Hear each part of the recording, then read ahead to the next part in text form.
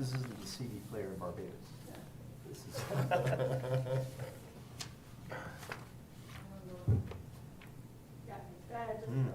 Okay, you got it. Good evening, I'd like to call to order the North Branford Planning and Zoning regular meeting for April 3rd at 6:36 p.m. Please join me in saluting the flag. I pledge allegiance to the flag of the United States of America and to the republic for which it stands, one nation, under God, indivisible, with liberty and justice for all. We just roll right into it, Bill. 6:36, that's not bad. Yeah, That's no, what no, normal not at starts all. out. Right? At this point, I'd like to introduce the members of the commission seated here tonight. To my left is Bill Gondenzi, our vice chair. To his left is Ron Cien, our regular member. And seated to his left is Mary Crusoe. Nice to see you. Thanks. And to his left, her left is Chris Yan, another regular member. I'm sorry, Mary Crusoe is an alternate member to the commission tonight. To my right is Janet Crane, our recording secretary, who's trying to get it to record. And at the administrative table is David Perkins, our town planner. Finally, my name is Robert Nowak. I'm the chairman for the commission seated here tonight. Next order of business we have on the agenda is to review the minutes from January 2nd, 16th, and March 20th. I'd ask some commission members to take a moment to review them if you haven't already. Let me know if you have any corrections, adjustments, or modifications you'd like to make, and then when you're ready, I'll entertain a motion to approve the minutes as noted. We have January 2nd we can do. January 16th, we're short berries, so we're going to table January 16th, and we can do March 20th. Can we do them separately? I mean, if it makes a difference, because I Yeah. have to abstain from 20th, I wasn't here. Right. But No, we'll do them January individually. 2nd, yeah, okay. The second I can approve.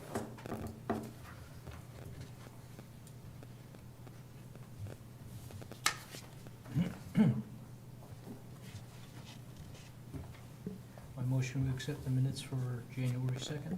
We have a motion, do you have a second? I'll second. Okay. Motion by Ron, second by Bill. Any discussion? Okay, this is for the approval of minutes, January 2nd. All in favor, say aye. Aye. Aye. Abstained? Abstained? Abstained. Well, I wasn't even I a wasn't- we member weren't yet. members Yeah, yet. you were members. Yeah, so we, yeah. Just abstained. Abstain. Fair enough. Okay, motion carries 3. Yes. Who moved? We had Ron and Bill. Okay, next is January 16th. We're going to table that one. Then March 20th, we have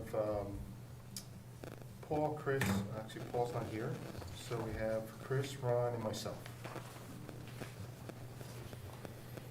For March 20th.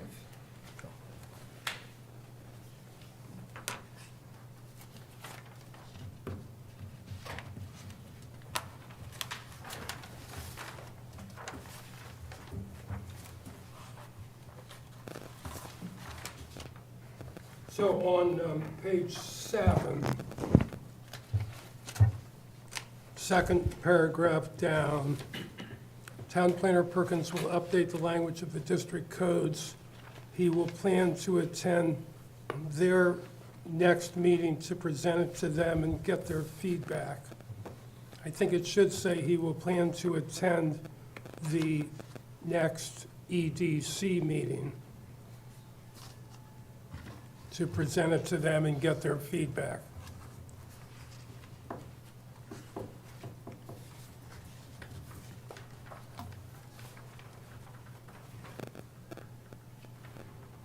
So on page 3, first paragraph, I'd be happy to meet with you about meet. Change the word from M-E-E to M-E-T. Same page, page 3. 7, other business. Form-based code address the relationship between buildings and the public realm, which is to say. So we want to get rid of, it should say, which is to say, remove the word which is redundant twice. Like repeated.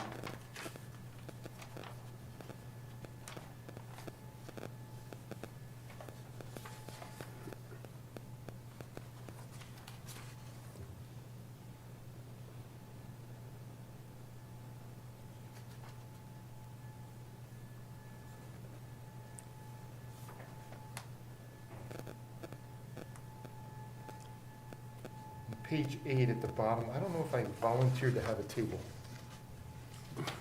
I don't know if Barry and I both volunteered to do that. No, I I don't think think we that's did. the- I think the Consider it. Wetlands Commission did, though. Right. I don't know if I volunteered to have a table. I don't remember saying that. Do you, Chris? Do you guys remember that? I don't know. Consider it. I bet volunteered to consider.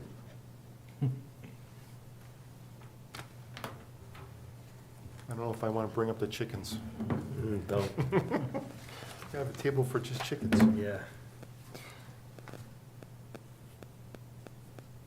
Page 9, also St. Joseph's Day is St. Father's Day in Italy, capital J for St. Joseph's, please.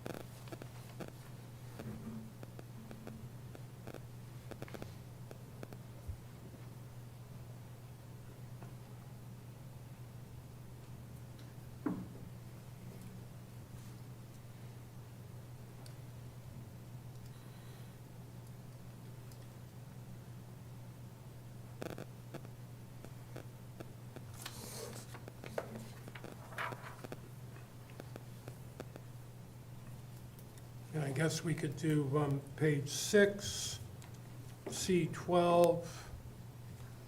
It talks about painting establishments in binderies, should be painting establishments and binderies.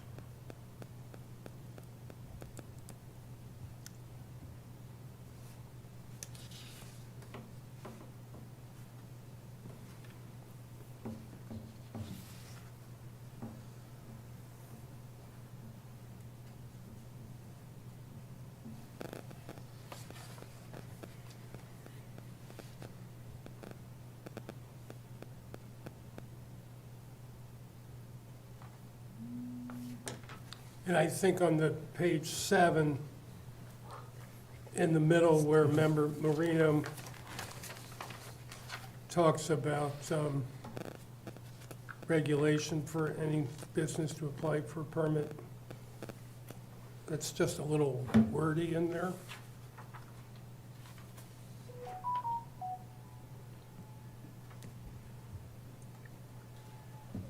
I'm not going to change anything. It just Okay. seems a little odd. Yeah, it looks, Dave, like it's almost word for word, some of this. Yeah, okay.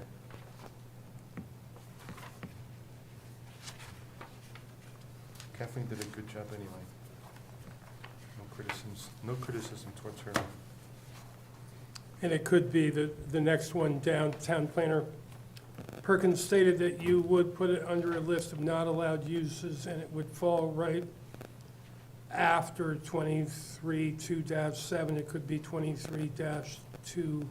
You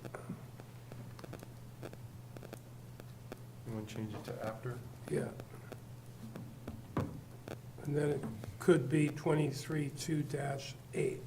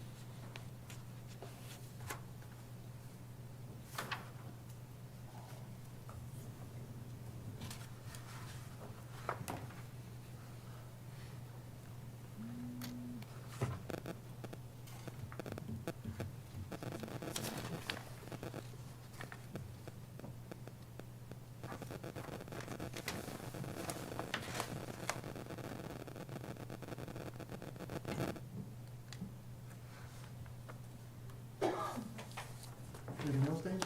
Anybody else?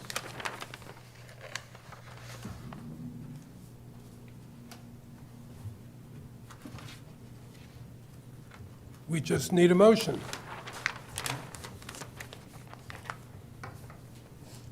Do I make a motion to approve with You all set now? above changes, or the Are changes? you all set? Yes. Okay, sorry. Second. Motion by Chris, second by Ron. Any further discussion? Hearing none, then, all in favor of the motion, the minutes as revised, please signify by saying aye. Aye. Aye. Opposed and abstained? Stay. Okay, motion carries. If they amend the agenda. But, To amend the agenda, yes, I'm gonna make a motion. Okay. I move to amend the agenda to add under old business, the lighting plan for Stefani Drive. I think it's called Drive, Stefani's Way.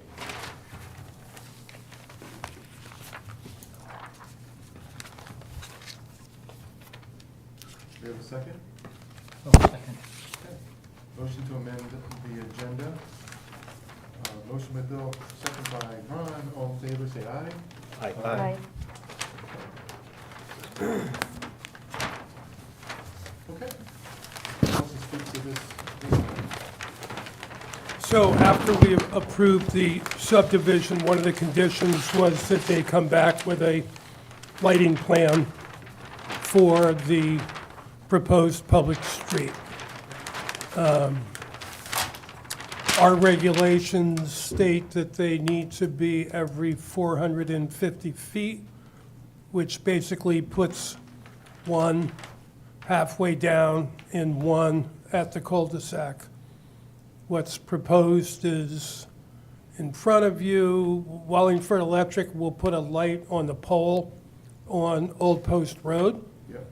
And then there'll be a street light, say about 300 feet down on the right-hand side, another street light, another 300 feet on the left-hand side, and then another one at the end. So you'll have 3 street lights plus the one on the pole. Seems to meet the requirements. You have what the light's going to look like, which is sort of Yeah. contemporary residential, oldie type looking light. Nicer than the other two. In my opinion. Dave, the requirement is cul-de-sac with sidewalk, cul-de-sac with a sidewalk is 300 feet, if I remember correctly, right? It's 450 feet, but it can be reduced to 300 if the town manager requests that, or if the applicant just does it, then that's fine. No, I think it's 300 feet. With sidewalks. Literally. With sidewalks. I agree it's 450, but with sidewalks, I believe it's 300 feet. That's why there's 300 on here. Okay. All right. And I think that's got the town manager's authorization as well, but he's meeting the requirement, so. Good. Yeah, sounds good. Dave, if I remember correctly, you had a conversation with him with the type of pole and worked that all out? Yeah. Do we want to consider doing something like that in the future for consistency throughout the town? Of what kind of pole and stanchion, or just leave it as a subject to the developer if we do these again? I suppose we could change the subdivision regulations so it's in there. Okay, I mean, we have conflicts between the subdivision regulations and the town street ordinance already, so we should probably clean it up, right. right? Because the town, the width of the road in the subdivision regulations is wider than it is in the street policy ordinance adopted by the town council. Right, and that's what I'm referring to. Right, The 300 feet is in the town council ordinance for lighting. exactly. Okay. Okay. So, getting any of those things out of the regulations and out of the ordinance and just refer to a document makes it a whole lot easier because we can just change the document Yeah. without changing the ordinance or the regulations. Just refer to the town engineering. And so the planning and zoning uses the same book that the town does. That makes it so much easier. Yep. Right. And we don't have to change our regs and have a public hearing every time we want to do something else. Okay, cool. I like it. Commissioners have any questions, concerns about the lighting and the layout? Nope. Is this a motion thing, or? is it- Yeah, I'd make a It is? motion. Okay. I move to approve the lighting design and layout for Stefani's Way. Do we have a second for the motion to approve the lighting as discussed? I'll second that. All right. Motion by Bill, second by Mary. Any discussion? All in favor, say aye. Aye. Motion carries. Just for the record, I didn't do this at the beginning. Mary Caruso is seated as a regular member instead of an alternate member today, so your vote does count. So thank you. Okay. Back to our regular scheduled programming. All right. We don't have anything for public hearing. We have modified old business. There's no new business, and we're moving on to other business with a presentation by David Fink at SCROG, referring to affordable housing presentation. Hi. Hi, how are you? Excuse me. Just getting over a upper respiratory thing, but I'm fine. I have some handouts, so if you don't mind, I'll hand those. Gotta out be to fine. everybody. Yeah, please. Dave, when you sit back down, would you introduce yourself for the record? Oh, sure, I'm David Fink, and I'm the housing policy consultant for the South Central Regional Council of Governments. I've been doing that for about 5 years, this is the 5th year. So,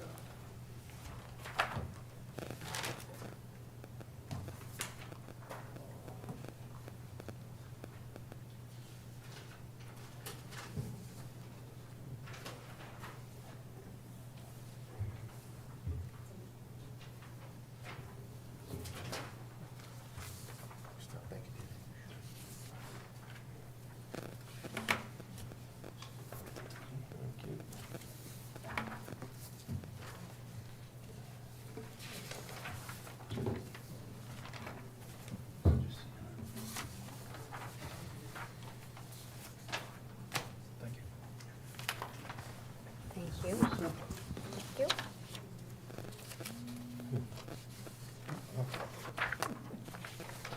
Thank you. Thank you. Thanks.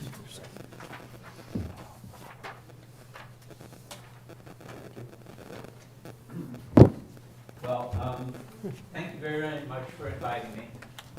Needless to say, I'm here because housing is a huge issue around the state and in all the towns in the state.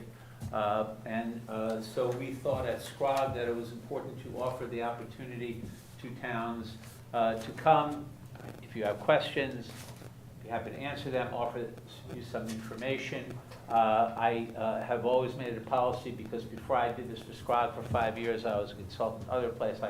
You may have overheard me say to Dave, I've tried to retire a couple of times and failed, but I've been to a lot of towns before that. I was the policy director for the Partnership for Strong Communities for 13 years. So I've been doing housing stuff for about 22 years.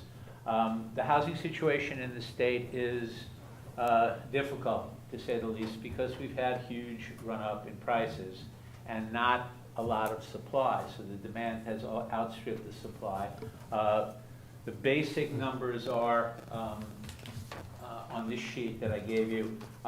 Since the beginning of before the pandemic in 2019 through 2023, Single-family prices rose about 60% statewide.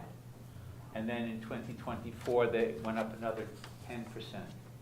So what that did was it moved a lot of people in the low to middle of the income spectrum who couldn't pay cash.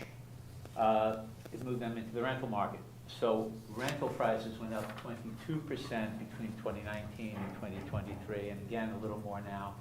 And that, the ripple effect, caused an increase in homelessness because people at the low end of the rental spectrum got out. So the legislature is probably going to try to do something this year, but as you know, housing is very controversial.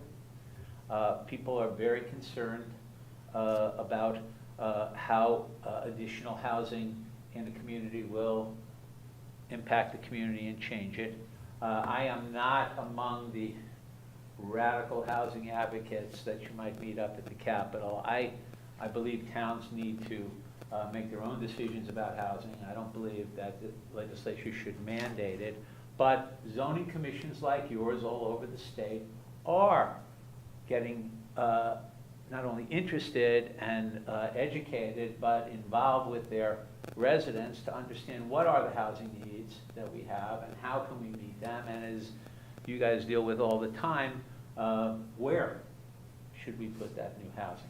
And the difficulty is, in a lot of towns, I don't know how many of you took behavioral psychology in college, but you learn one of the prime motivators is fear of loss. People don't want to lose their friends and their family, but their quality of life, their community, their neighborhood, and they're afraid that if you add housing, that's going to change the town.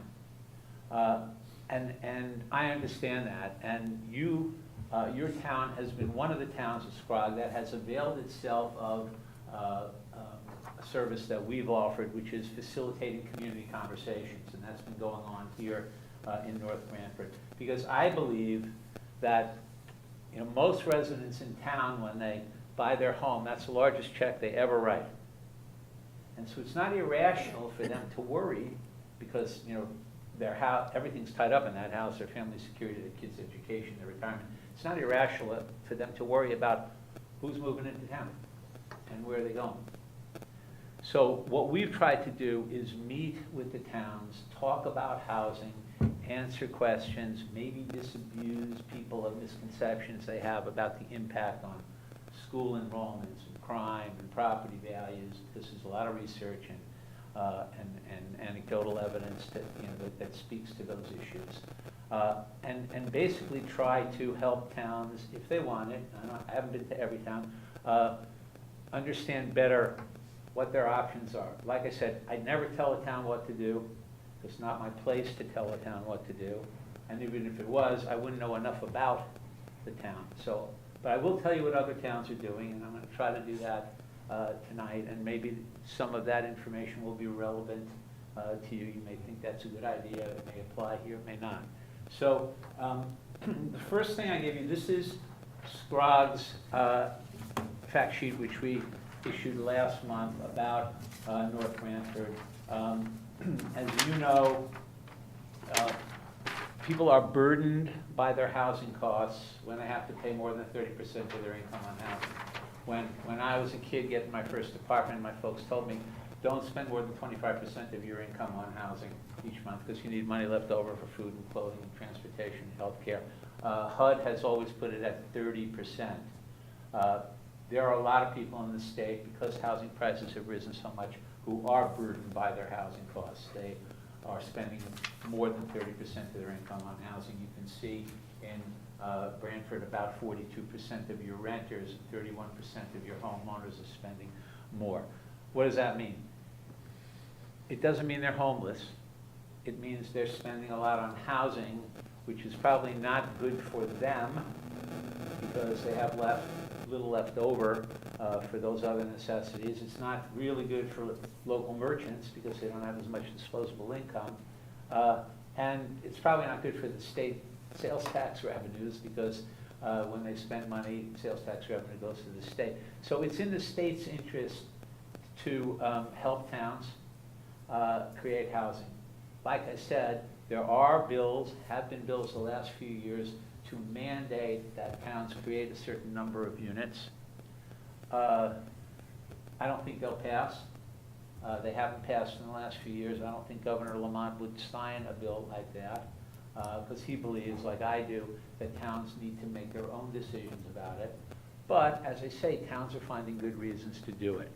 I have been to a bunch of the economic development commissions in towns in the region. I was to your economic development commission. Employers are very interested in housing creation because they can't find labor pool. You know, a lot of employers are small employers. The guy who makes your latte in the morning at 6:30 and got up at 5 to get there at 6 to turn on the coffee machines, he's probably making $2 or $3 over minimum wage. And at that salary level, that's hard to afford housing. So a lot of the people we need aren't making a lot of money, but we need them in town. It used to be that employers could attract workers from 4 or 5 towns over, but given the number of open jobs in the state, which has been estimated to be 90, 100,000 open jobs, they can find a job closer to home. They don't need to drive 3 or 4 towns over to get a job. So employers are interested in labor pool in the town that they can tap into. And we're seeing, you know, some big employers, but mostly smaller employers who can't afford to raise wages to attract workers from other towns. Towns have other needs for housing, obviously. I don't know if you had surveyed elderly residents in town, but, you know, a lot of people, their kids are gone, they don't want to shovel the snow or rake the leaves anymore. They would like to downsize, they would like the town to have downsizing opportunities, but they can't sell their house now because there's no place for them to go. And they don't want to go to another town. They've lived in the town for 30 or 40 years, and their church and their dock and their family and friends are here. And so they need housing. Young professionals, young workers, you know, kids. My kids are millennials. They want, you know, in a lot of cases, don't want a 4-bedroom colonial on a 1-acre lot. And a lot of them are burdened by education costs. The average education debt for kids in this state is $36,800, and if you've gone to private school or any kind of graduate school, it's probably north of that. So even if they can get a mortgage, they don't want it. They would like a multifamily, you know, an apartment or maybe a condo. So you have elderly people who need housing needs, downsizing baby boomers, millennial children, and then you want your workers to also have a place. So towns have a lot of housing needs, and they're thinking about it. It gets deterred, however, in a lot of towns, because a lot of people say, well, if you allow multifamily housing, it's going to look ugly, and the people who live in it are going to be bad neighbors, and it's going to increase school enrollments, and it's going to lower neighboring property values, and it's going to increase crime and traffic. A lot of that is just not borne out by experience. For example, Rutgers did all the research. It's been borne out in town after town that school enrollments, if you get you develop a 1-bedroom apartment, you get on average 0.04 public school age children, or 4 for every 100 1-bedroom apartments you have. And when you think about it, it makes sense. How many parents are going to live in a 1-bedroom apartment with a child? 2-bedroom apartment, you get 0.27, or 1 for every 4, because in a 2-bedroom apartment, usually it's 2 singles sharing, or grandma who wants a 2nd bedroom when the grandkids come for the weekend, or a couple that wants a 2nd bedroom as an office/guest room. 1 out of 4 times, it's a child and a parent. 3-bedroom apartments, you start getting more, 1.38. But the point is, you don't get a lot. School budgets are not really been found to be sensitive to enrollment. They're sensitive to labor and healthcare and energy costs. And so that's kind of a red herring. But people raise it, and it's okay for them to raise it, because their tax money they're thinking might have to pay for, you know, educating more kids. So it's good to have that discussion and talk about it. Same thing with property values. MIT did the research on that. Multifamily housing doesn't lower neighboring property values. I mean, obviously, if you put a 20-story apartment house in a beautiful 2-acre zone with, you know, $1 million houses, it might cause some people to not want those homes, but it doesn't on, you know, if you're reasonable about where you put it. And, you know, there's plenty of anecdotal evidence that the people and testimonials from police chiefs and mayors that the people who live in income-restricted units are not drug dealers and gang leaders. They're just workers who don't make a lot of money. I went through, when I was at the Partnership for Strong Communities, the Department of Labor website, I was surprised to find there are 683 different occupations in Connecticut, and half of them don't make what is called the housing wage, and you'll see that here. The housing wage in Connecticut is what you have to earn an hour to afford a typical two-bedroom apartment.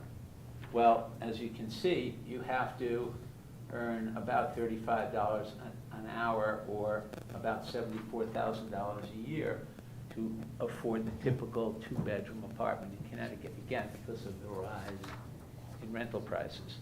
So, you know, the issue ultimately is that public servants like you will hear from a lot of people at public hearings when you have development proposals that it's going to cause crime and it's going to raise school costs, but you know, we're here to tell you, and we can give you more information if you need it, that you know, you're the ones who will have perspective and understand what it costs to rent or buy a place and what people make actually, and have the perspective to understand that if you want your employers to have workers, if you want your teachers and public safety officers to live in town, if you want your empty nesters to be able to downsize, you'll understand their income levels.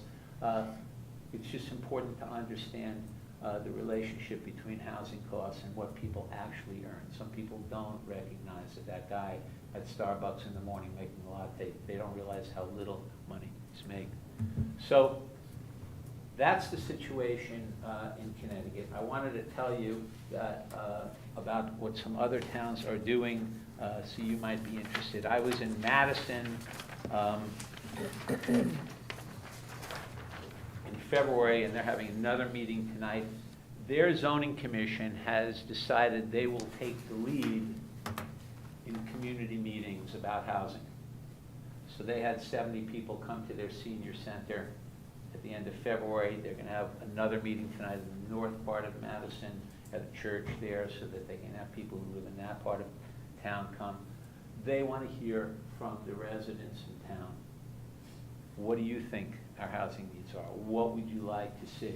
And there are issues in every town. If you know Madison, you know their town center has ball fields in them. At the last meeting, some people said, well, we shouldn't have so many athletic fields in the town center. Other people said, no, we should. Well, they got to set, you know, that's the key issue. If you need more housing for particular constituencies, where do you put it? Do they put it on Route 1? Do they put it in other places in town? Or do they put it in the town center? Towns have to come to grips with it. But I mention it only because the zoning commission in that town decided to take a lead. Other towns have created affordable housing committees of residents who have, I've talked to a bunch of them, they've educated themselves on housing issues and have kind of fostered communication in town, again, to hear from the residents. Because, you know, ideally, you don't want people to feel like housing's going to get shoved down their throat. You want them to have some input about what's needed. And people are pretty good about it. They may not know everything about it, but it's good to hear that. A lot of towns are having those kinds of meetings. Like I said, I've been to a bunch of economic development commissions: Woodbridge, Branford, Madison, Wallingford, Guilford, your economic development commission. A bunch of towns are doing rezoning now. Simsbury just did theirs, Guilford just did theirs, Madison is about to do theirs. You know, again, you know your zoning ordinance and whether, you know, that needs to be modified or not, but they're doing it to allow for denser, smaller lots, much denser development in certain places in town. Like I said, townwide meetings, they're doing that, you know, Madison, Guilford, Hamden, a bunch of towns are doing that. There is the issue of repurposing properties, and you may have those here.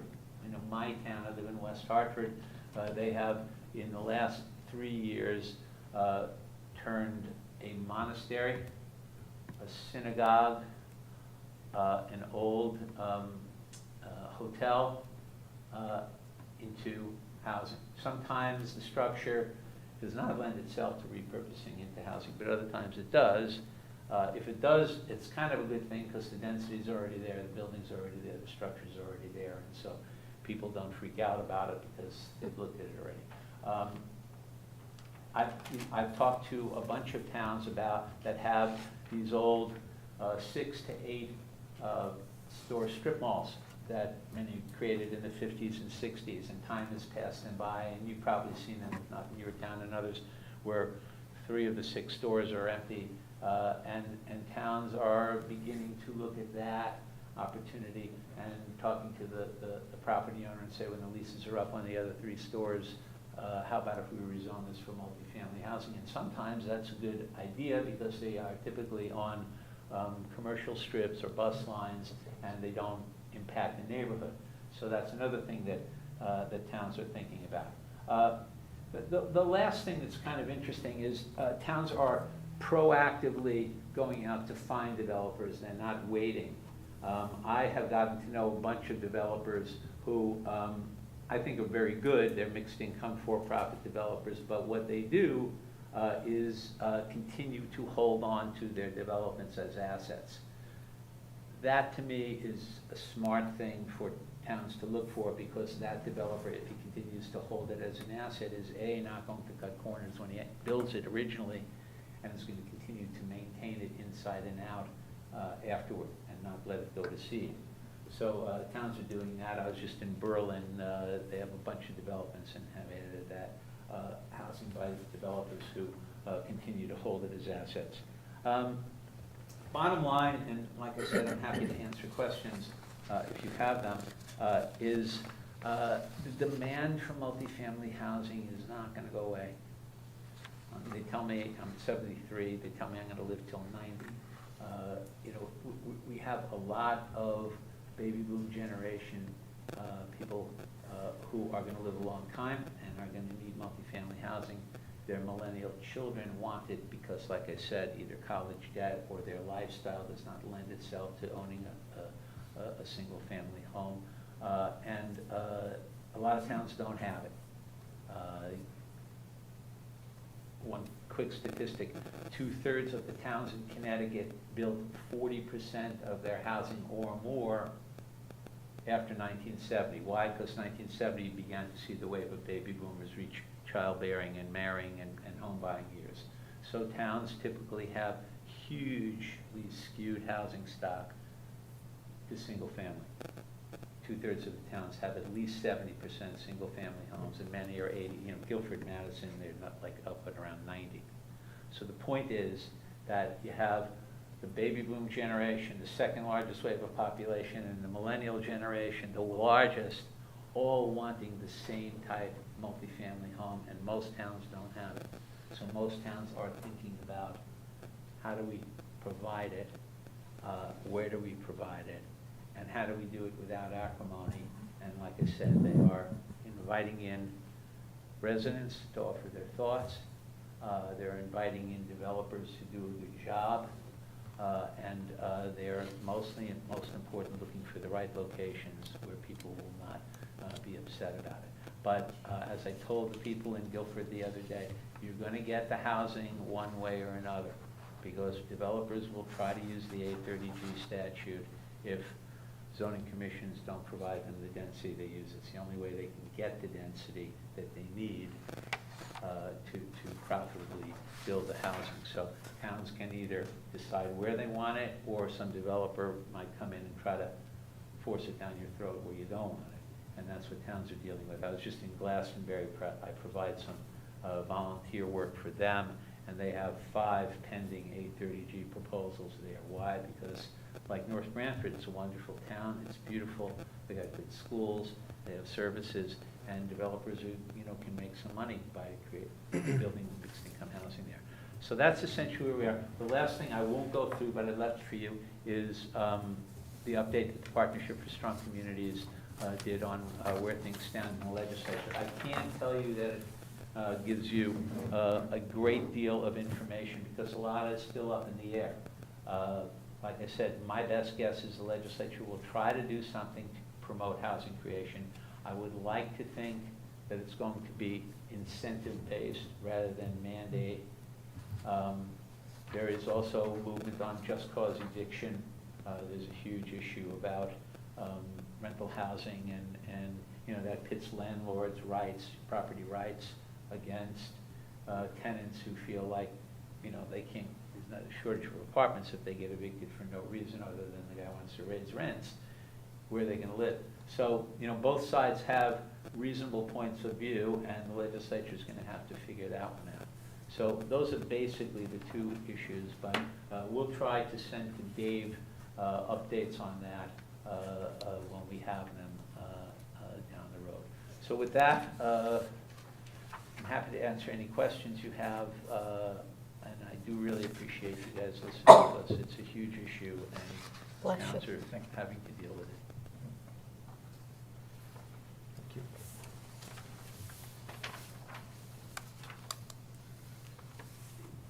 Anyone have any questions for Dave?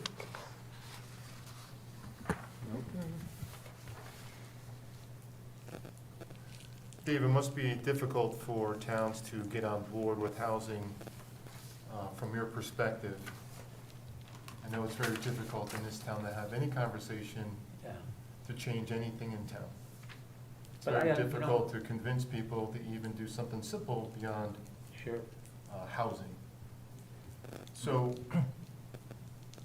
I've lived here for 30 years like most people have, like you'd said. And there's a need for housing. Why does it need to come to North Branford? Right? I mean, my understanding is in 2021, when we passed the legislature passed the bill to mandate that every town in Connecticut, correct me if I'm wrong, has to have a minimum affordable housing at 10%. Yeah, I would explain it a little differently. Okay, please do. It's called the 8-30G law. Okay. It was actually originally passed, it was amended in 2021. It was originally passed in 1990. It's about 35 years old. It essentially says that if less than 10% of a town's housing stock is guaranteed to remain affordable, either by deed restriction or some other restriction, you know, condition of the developer getting subsidized financing. If less than 10% is income restricted, a developer can buy a property, and as long as he agrees to make at least 30% of the units income restricted, he can override the local zoning. And the burden of proof is on the town to show that this would threaten public health or safety. That's a very big burden. Towns are usually unable to show that, and so the developers usually win in court. Needless to say, a lot of towns dislike that provision of state law. It was put in by the legislature when we had a housing crisis in the late 80s, because there was no place for a lot of workers, like we talked about, who do important jobs but don't make enough money to afford the current housing stock. And, you know, I would say it's created, you know, a bunch of units, both income restricted, 30% of the units are income restricted, and the other 70% are modest market rate units. So that's the deal. So it's not that they require you to have 10%, but they are saying if you don't have 10%, the developer can come in and override your local zoning. That's what I meant at the end when I said the demand for multifamily housing is so great now, and the supply of it is so slim, that towns are gonna continue to see 830G proposals unless they proactively figure out where can we put higher density housing, multifamily housing in places that we decide we want. Because otherwise, developers will buy properties where you may not want that housing, and they're likely to win. They win about 2/3 of the cases that go to court, but they also win the cases that don't go to court, that get settled before. So, you know, the issue is that in 1970, when, you know, a developer would walk in here and see you guys and say, I just bought a 40-acre cornfield and I'd like to put up 40 4-bedroom colonials on 1-acre lots, and you said, fine. And he built them in 18 months, and he sold them in 6 months, and everybody was happy. And that worked great from about 1970 to 2010, when people like me started retiring, or trying to retire. And since 2010, that's really begun to change, because well, baby boomers my age wanted to downsize and want that multifamily unit, and children, my children's age, millennials, have wanted a multifamily unit, and there's huge demand for it, and there's not enough of it, and so that's why you're going to continue to see this demand here. Can I ask, are there any provisions for like rural towns like this where there's, at some point, there's capacity restrictions with septic Sure. systems? You know, we don't have sewers, a lot of sewers, so you can't put a 5-story, you know, Right. 120 unit in a lot of places in town. Yeah, Is I there mean, I'll be any, is frank there any with you. allowance out of that 10%, yeah? Yeah, Or is it just 10 I mean, everywhere? not having sewers or provision of water does deter developers, Yeah. because that's an added cost. I mean, basically, it's always materials, labor, land, right? Yeah. I'm told by a developer, I know, I ran into him in the supermarket the other day, his insurance costs are also up 22% in the last year. So that's another huge cost. But then, if they have to put in, you know, a wastewater system, Yeah. that adds to the cost too. So, in towns, I think, I don't wanna, I can't name names, but I'm sure that there's some towns that say, well, let's make sure we don't add sewers Oh, or provide water, yeah. and that may keep developers of multifamily Yeah. housing out. The sewer, I know in Orange, they had a parcel, they built 48 beautiful units of multifamily housing there, but the issue came down to sewer hookup fees. And like a lot of towns that have not had a lot of multifamily housing, the Water Pollution Control Authority set a sewer hookup fee for single-family homes, because that's what they had in town. And now you had a multifamily developer come in, and they wanted to charge the same amount per unit in multifamily development Yeah. as they were charging for single-family homes. Sure. Well, that was gonna eat up the whole contingency fee for that developer. She might not have been able to do the deal, Mhm. but she was able to do it. Yeah. But the town did not change the fee. Mhm. And, you know, I Yeah. think the reason why the town didn't change the fee is they didn't want to set a precedent for more multifamily developers to come in with that lower fee. So that's It's also, the issue, it's also yeah. capacity, like Yeah. we sent it to Branford. Sewer If they don't capacity. have capacity for us, you can't say, well, we have this housing thing, we're gonna be sending it to you anyway. I Right? mean, the technology has improved, so depending on the parcel, you know, and is the soil sandy, is it clay, Yeah, is that it too. ledge, which way the wastewater goes, sometimes you can put density in a Mhm. place and do it cost effectively so the developer can do it. I mean, that's the issue in towns, that the towns have to figure out where they want it, which is to say, where do the town residents want it or don't want it leased.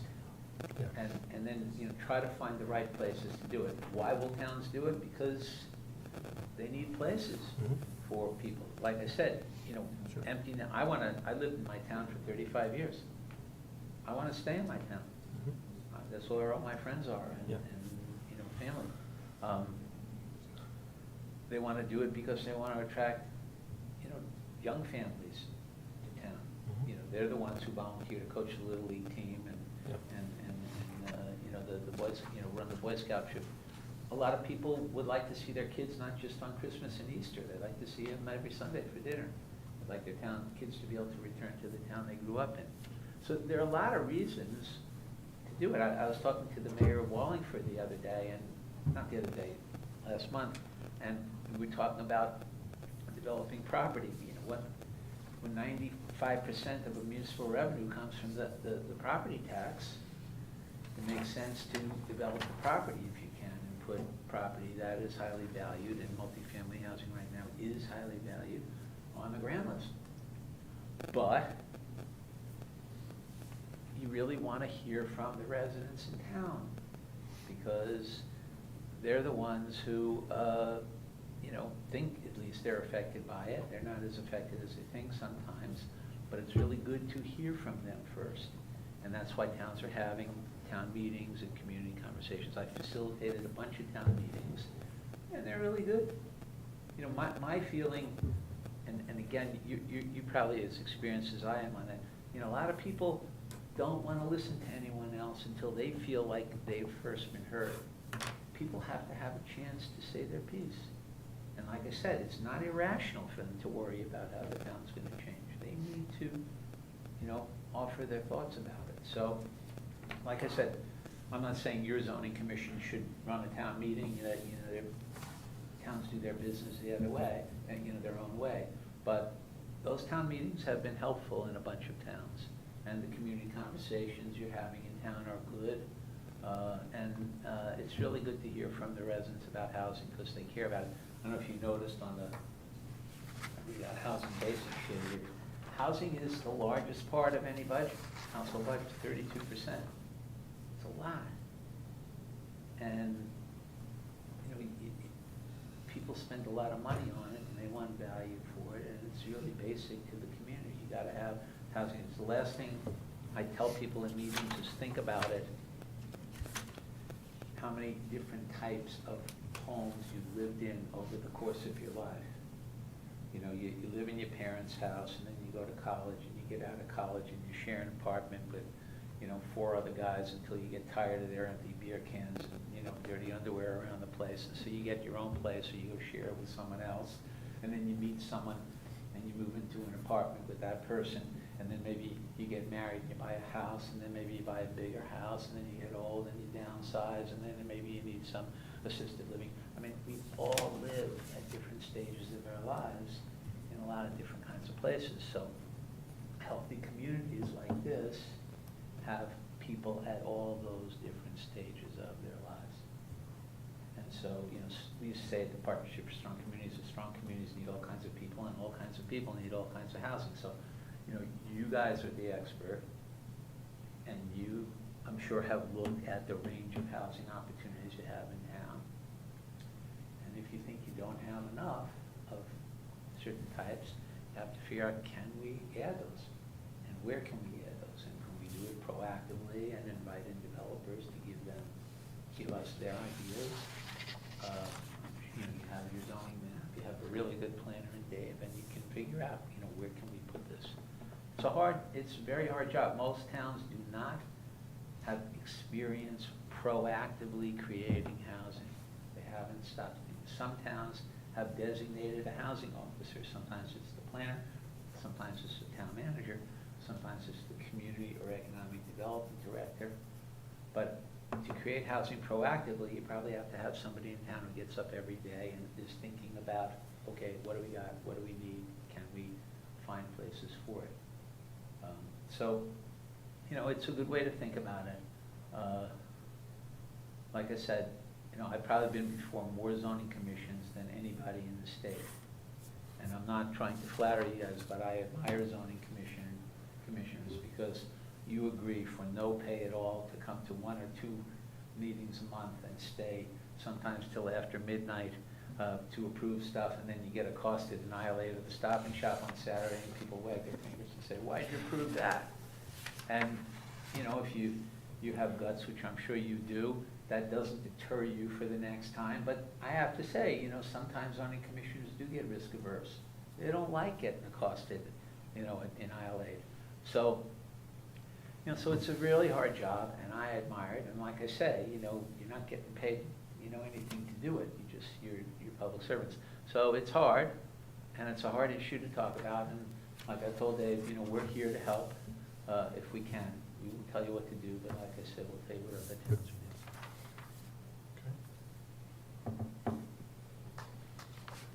do. Anyone else have any questions for Dave? Ron? Just looking at our number here, 2% is where we are. Yeah. Yeah. 2.17. 2.17. Yeah. All right.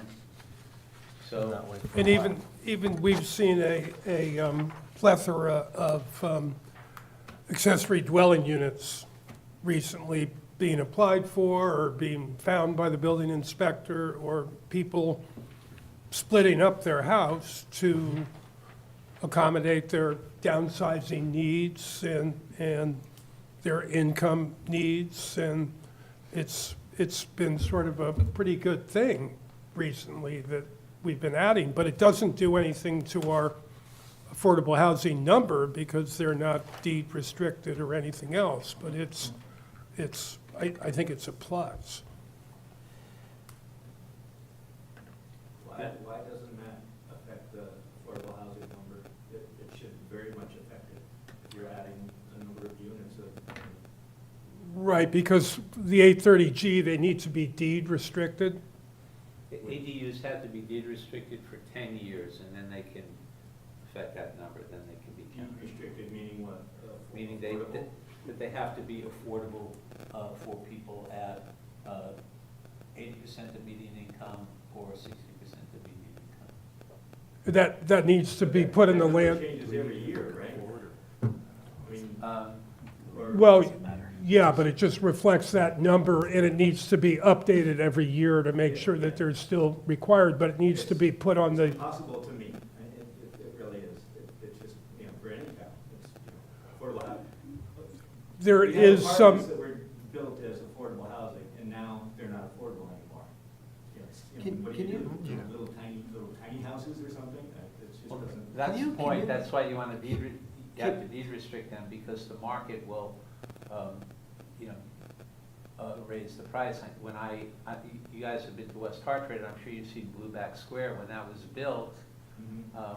the council said, well, the rents on those apartments are only about $1,100 a month, so they're affordable to a lot of people, right? And in took about 3 weeks for the rents to rise way out of reach of a lot of people. So, you know, the market will knock up the price, like we said, you know, rental housing rose 22% from 2019 to 2023, and it's gone up since then, because if the demand outstrips supply, then Can you, what, to the percent, how is that calculated? Is it the average, considered, to be considered affordable? Is it the average housing for that community? So in North There Branford, what's are, considered I think- affordable housing in North Branford? Is average housing cost, percentage of our average housing cost? So it varies. for the region that we're in, which is the Meriden. So it's the regional average housing cost, not Correct. North Branford. Got it. yeah, there are 8 metropolitan statistical areas in Connecticut, and you're in the Meriden. Haven Milford one, I think. We're in the Meriden Well, the one. Meriden. So Meriden and then- So it's 80% of the of, income, and then there's a rental number that's associated with that 80%, which typically is, it's very similar to a market rate in North Branford. The rents for like a two-family house would be $2,000 a month, roughly. Well, if you look at this, so it's based on the average income for the eight towns within the Meriden district for us. Correct. That's where we're based on. Got it. and Meriden, so the way it works would Wallingford. be, let's say somebody was making, let's say $60,000 a year. Okay, divided by 12 months is $5,000 a month. That person can't spend more than 30% of their Yeah. income on housing, so the rent would have to be 30% of $5,000 or $1,500 a month, and that's all, let's say that $60,000 was 80% of area median income. So the developer creating units for people at 80% of median income could I never understand, yeah. have more than $1,500 a month. But it's based on the average for Right. that 8 towns within that Meriden district. Correct. Or part of Meriden, okay. Got it, thank you. And I do have one question, if I might. And how do they gather the data? Census, You through mean the income data census? and rental data? HUD gets that data and they publish it. So For for the- instance, they would go to the apartments at Marshfield and they would get the data of all the renters and they'd compare that to what they're paying? No, Well, they're deed restricted. So every time that a house is deed restricted, part of the process is to tell HUD that it's on the list. And you also get the, You mean just the community itself? How do you get the Yeah. data? with the Like- other Determine mortgages, the average the income farming Of mortgages. rental the, properties? or the average cost of HUD rental? mortgage. Well, the average The income of mortgages. renters Yeah, so compared that's- to the rent they're paying. Yeah. I think Well, the let's say- question's a little different, if you heard the question. I mean, what happens is that, let's say a developer comes to X town in the New Haven region. And that town, like a lot of towns, has what's called an inclusionary zoning ordinance, which would say that a developer has to make 10 or 12 or 15 or whatever the town says % of the units income restricted at a certain income level. In other words, deed restrict that. So let's say it's 20%. So a guy wants to put up 100 units in X town, has to make 20% of those units, let's say, deed restricted at 80% of the area median income. So that means, let's say that in that statistical area, in X town, 80% of the area median income is, to use our figure for $60,000. So that guy can't charge that person more than $1,500 a month for that unit. Let's say to this gentleman's point, that 80% of median income in that area goes up, doubles in 5 years to $120,000. Well, now he can charge double what he was charging. Instead of $1,500 a month, he can charge $3,000 a month. Okay, so it's gonna be 30% of the person's monthly income. It has to remain that way. Typically, deed-restricted units remain deed-restricted for 30 or 40 years. Oh, that's a percentage, that's not, you're paying $1,000 a month, and you have to hold that for 20 years. It goes up with Yeah, inflation. you pay 30% of your income, whatever the area median income at that income level is. So it can go up. Yeah, okay. How is I think the question was, I don't want to speak for Mary. How is the median income determined? You said HUD, but I think you Well, said. HUD and the Census Bureau, How did, well, Where through do the they get it census, from? they Just- know what the median income is in that How do they know metropolitan that? statistical area. From the census. From the census. And I do get a list every year of the number of units that have been dropped off or been added based on the time frame. So I do have a chance as the planner to go back to the state and say, no, that number's wrong. It should be higher. And there is also some legislation pending right now to add more naturally occurring affordable housing. So mobile home parks would get counted as naturally occurring affordable housing under one bill that's in the legislature right now, Which is not gonna pass. which is not going to pass. I mean, but it's- to be honest with you, I think naturally occurring affordable housing is, the question I would ask, and it's not like I'm begging the question, is affordable for whom? It may be affordable for someone at a certain income level, but not for someone else. So, you know, it's like when I was in Woodbridge a few months ago, we were talking about naturally occurring affordable housing. Saying, well, we have some condos that are selling for $275,000. Those are affordable. And I thought, yeah, for some people, but not for other people. Not for the guy at Starbucks who's making your latte. He can't buy that. So, you know, again, it depends on people's perspective what they think is naturally affordable. I mean, I think there's an argument that if you have a mobile home park where the rents are in the hundreds of dollars and not over $1,000, yeah, that's going to be affordable to a lot of people. But as we've seen in a lot of places, a lot of lower cost housing units wind up going up in value when there's not a lot of supply and a lot of people are chasing that supply.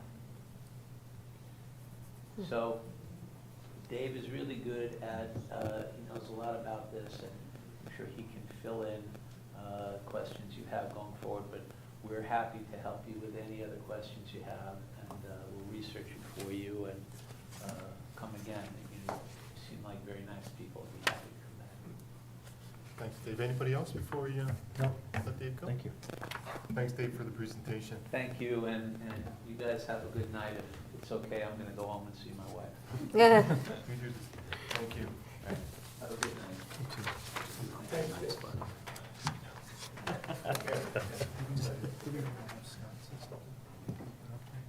Sure, if he wants to, absolutely.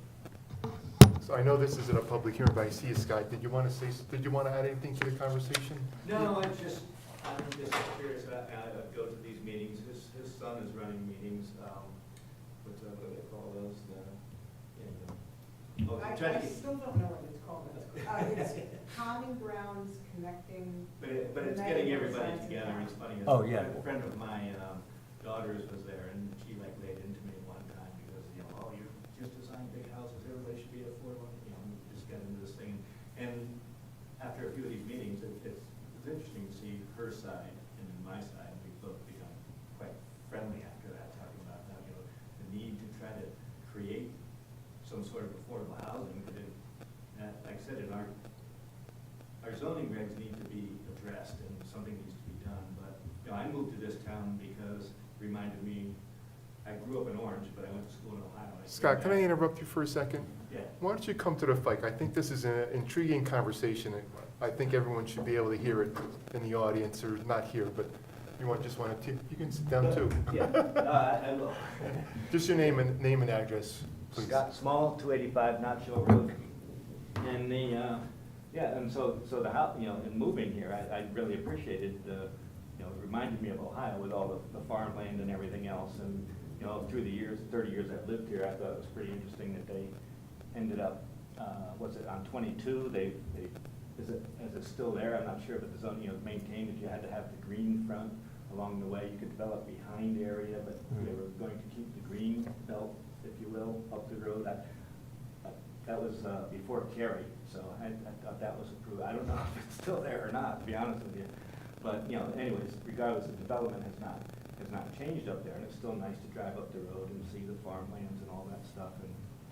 And you know, I don't know the answer, and that's like surprising these things. Oh, you have to have so many affordable units, and they keep talking about rent, but to me, rent is never affordable. Like I said, I lived in Ohio, I came back, and so, oh, you want to rent, you know, pardon my term, this was way back in the 70s, and I was paying $150 a month in Ohio, and I come back to Connecticut, it's $350. I said, oh, geez, for that, I can afford a house, and sure enough, I did. And, you know, so you buy a house, and now my $350 a month is paying for something, as opposed to waiting 5 years, my $350 a month turns into $550 a month, which turns into $750, you know, it just goes on and on and on, and you can't afford a house, so I don't think rentals are the answer. I liked, what's his name's project, it was gonna be up by, Firelight. You know, somebody came to, our economic development meeting one night, and said, oh, we got a proposal up there, and they had 10 houses in a circle, and it was, I got, what is this? oh, we, you know, and luckily wetlands, you know, said, you know, it's gonna be, unable to afford it. And then, what's his name? It's, Is it Belafonte? yeah, Belafonte comes back, and he's got 150 units up there. And it's a beautiful building, and it kind of fits next to that, you know, I mean, you can't take that and put that anywhere in town, but it fit up there, and then, you know, and somewhere along the line, he can make some affordable units in there. And, you know, and I know he showed you guys the projects he's done and all that, and I said, now that's a solution, you know. Now you've got people coming into town, it kind of limits the people you want to go to school, but I don't think that's a bad thing. I mean, we're building this brand new high school. It's bigger than what we had before, and our population of the high school is much lower. So what's the point? Who cares, you know, let the kids go to school, you know, we've got capacity to handle that. So, I mean, I wish I had an answer, I really don't. But, you know, I like our town, I like the fact that we're very slow growing. I've been looking at Guilford and Madison. Guilford just amazes me that they have 0 sewers anywhere. There's no sewers in all of Guilford. But yet you go downtown, there's 3, 4-story buildings, there's apartments over the top of them. There's out by where you go out at the end of Church Street, or not Church Street, but you know, you go downtown, you go out there, they put up these apartment buildings that are huge down at the train station. As a matter of fact, I was working on that guy's project. I designed him on a series of 15 units, and he ended up not doing the project and sold it. And there's a freaking high-rise there. It's, you know, there are solutions out there, with or without septic. Right. So, and, you know, it takes a creative zoning process, and, you know, I agree. I mean, we can't just go out in the middle of 22 somewhere and say, hey, let's put up a 6-story building. You know, who's gonna want that, other than the developer? But, so I don't know the answer. I just, you know, I sympathize with everybody's, you know, situations, but apartments and rentals, I don't see it be, you know, especially they call, oh, you're 10% affordable housing. It changes month to month what's affordable, and, you know, I don't know. I wish I had a better response, better solution, I should say. But, and the in-law apartments, I mean, you know, you're talking about, I think that's a good thing for people to do, is to have on their house. So we have done a few of them, and, you know, and again, you gotta have to do them carefully, because you don't want a bunch of little duplexes going in, but, you know, with most houses in Connecticut and stuff, there's plenty of ways to add on, and you wouldn't know there's 2 families in there. So, but to not count those as affordable housing, that makes no sense. So I don't understand that subsidy part or whatever he was talking about, but, you know, there are solutions out there. I just, you know, I think we just have to hack away at it and avoid getting these 830G developments. I know there was one that was supposed to go up in Northford that, somehow it got, I wouldn't say squashed, but not built, or not accepted, but, you know, because there was a really nice area, and so it's, well, I'm gonna stick 3 little houses in here. And then, actually over by Rose's, there's a place that had 3 little, I think you guys approved it, and I looked at it, and even talked to Al about it. That's a great solution. They took 3 little buildings around the site. Well, let's put 3 little apartments in there. Nothing wrong with that. So, You're right, Scott. Take some creative zoning. So. Right. It doesn't get us to the 10% at all. I mean, it's like, Yeah. and it changes, as you said, Dave, it changes. It's only on there for a certain period of time anyway, But right? they don't- 8%. Right, and every time you build an affordable house, you're diluting the whole percentage. So every time you build an affordable house, you're, I mean, you know, a non-affordable house, you're adding to the denominator. Right. Percentage goes down, correct. Yeah. Right. Yeah, it's a no-win situation. Was Fowler Road was Fowler Road, was any of that affordable? You know, the I Fowler- don't believe any of that was affordable, but it Because hasn't the been in first- front of us, Yeah, the so. first go-around was like 270 units, and then there was this overlay thing that I thought was more, like there were 30 units leading into that with an overlay. I thought those were more of the affordable. Oh, there was that Cherry Hills. Yeah, Yeah. But anyway, Yeah, that's they- still not, they still did not, it, that's yeah. still not They- getting well, it. They had the big apartment building too, which, you Yeah. know, again, whether those are Yeah. considered an affordable capacity of it or Yeah. not, I don't know. Yeah. But, yeah, like Marshfield and the other ones there, I mean, there are, I guess, quote unquote, affordable units. in Well, town, but and but there it- were- But it just, like I said, it just changes year to year. All of a sudden, they're not affordable. I mean, people are talking about affordable housing now being 1,500 to 2,000 or even more than 2,000 a month, and I look, I'm like, I can't afford it. I mean, Yeah. my mortgage is almost paid, and it was never near 2,000. Yeah. I can't, I couldn't afford 2,000. I Yeah. can't afford 2,000 a month now for housing, you know. And Scott, what's missing from the equation is, that's great, let's build affordable apartments, but there's no conversation moving beyond that. Yeah, You rented, I rented, then we moved to a single-family home to have a family. There's no conversation for those individuals, so we're always gonna be short housing? yeah. Once you no, build all I these know, apartments and you yeah, fill them, yeah. at some point in time, their family grows to go where?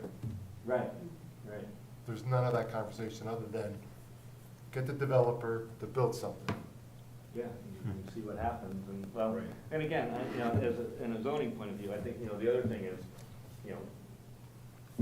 you talk about affordable housing, and so the developer considers affordable is it's inexpensive to build, but you have to avoid is building cheap housing, because that helps nobody. You have these pieces of crap that are developed, and they're only gonna go down in value and devalue people around there, so it's, Exactly. you have to still do quality housing, and the price of construction materials anymore, I'm doing simple additions for people now, and they're $250,000 for Yeah. little additions, it's. You nothing need I to can- find nothing affordable, I can change about it. you need to find affordable materials That's- for yeah, affordable housing. Yeah. Or again, I don't know if there's, say there's a development and you put in a little pod of these little tiny houses, I don't know if I would like that, or anybody else would like it, or neighbors would like it, but, it's an interesting thought. It's, kind of sounds like, California, I think they do a lot of that out there. Right, exactly. It seems to work, but it ends up being a hippie commune, so. Scott, thank you for And- stepping up and having a And- conversation, appreciate it. While he's still there, talking about affordable dwelling units, we allow them attached to a primary dwelling unit, but we don't allow them in a separate unit. So you can't put an addition over your detached garage and allow grandma to live in it. Right. I mean, that's Yeah, something it's the that, house. what? It has to be part of that house, Correct. yeah. And a lot of towns have changed that over the last few years. So allow to grandma's over the garage and there, Yeah, that's it, okay. and whether you guys want to, Or to convert the garage, correct. yeah. Yeah, or convert the whole garage into a Right, so the garage house. disappears and it becomes another house, yeah. Those are good possibilities, but again, you can do that in one of two ways. It can still look like an old garage and nobody would ever know anybody lived there, or you can, it's just, oh, look, they put a little house next to their other house, It's Right, like a or you- Monopoly house Or you something. have an existing subdivision where everybody's moving in, assuming that it's going to be single-family houses, and all of a sudden, everybody has a accessory dwelling unit, and now you have twice the traffic and Yeah. twice the amount of cars, and it's not what you signed up for when you Yeah. were moving in. I mean, And again, the septic has a lot to do with that, the septic capacity and all that, so. we're not changing the bedrooms or anything, so you're not going to have to go to health. Well, if you have a two-bedroom house and you're making a two-bedroom apartment, you're changing the count on the bedrooms. Yeah, Correct. yeah. That would affect our zoning too, because if I'm on a 1 acre lot and I put grandma's apartment on that lot, now that's 2 half-acre lots. Well, it's just a new regulation. Yeah. Well, it's a density thing, you're keeping the same lot, you're not splitting the lot. Yeah. So you have the same lot, but, yeah, You Yeah, have two density dwellings has- on one lot. Correct. But you're gonna limit the size of that second structure to 800 square feet. So it's not two full-size houses. It's just something you should think about. Yeah, it's be interesting to see how a lot of these towns address these things, and, you know, like I said, different places have different zoning laws, and, some seem to work well, and, like I said, the places in Guilford, they seem to be doing a fine job without septic systems, which always kind of Yeah. amazed me. You drive down Route 1, how are there no septics here? There's apartment after apartment after apartment, building, they're everywhere. No, we don't have, there's no sewers here. So, it can be done. So that shellfish beds are always closed. Thanks, guys. Thank you, appreciate you. Good, Yes, yeah. appreciate it. It's an interesting dilemma, and that group that his son is running is interesting, I think. Are they planning on some public, That's the end goal. the end goal, some public input or whatever, I don't know. So, and it's interesting, it's gonna get people from all walks of life, people come in. And, oh, I think we should have this, and this, and I mean, just different ends of the spectrum all coming Yeah. together and trying to work out stuff, so. And hopefully it'll all work out somehow. It always does, Scott. Yeah. So thank you so much, we appreciate your time. Thanks, My Scott. pleasure, thanks. Okay. So let's move on, if we got some time, talk about a little bit of Schedule A. Thanks for providing the updated version, Dave. So I think this version, all the blue type is being eliminated, Oh, eliminated. Good to get rid of. and the green type is addition. And I think all the original copy is in here.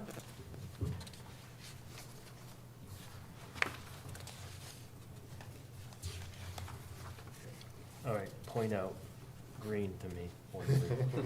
I'm colorblind. We're gonna go I can to- see blue. How about B3, Dave, Bill?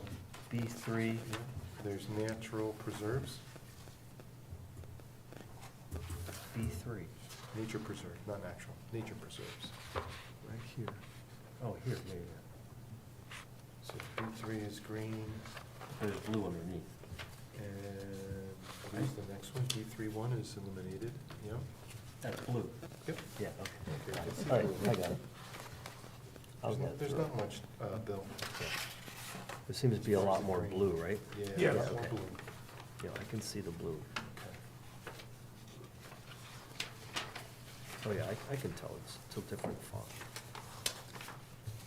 I think maybe what we could do is look at the, at this,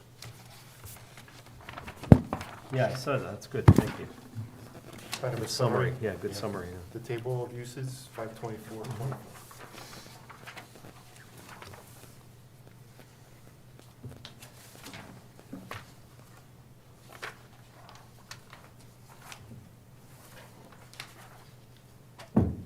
so I think we, I just, the farm, winery, brewery, farm outdoor events, again, those were like shoehorned in for specific people in specific locations, and that's fine. We can just leave it that way. Okay. The commercial, There were, I mean, specific, yeah, zoning amendment, right, text amendments? yeah, and they Yeah. were sort of for specific parcels, yeah, and that's yeah. why it's in that zone and Mhm. not allowed in other zones. I think when we start looking more at the permitted uses Yeah. and what's special permit and what's site plan, that we can narrow that down at Yeah. that point. Okay, that's a good way of looking at it. Again, the commercial kennels was that same sort of thing.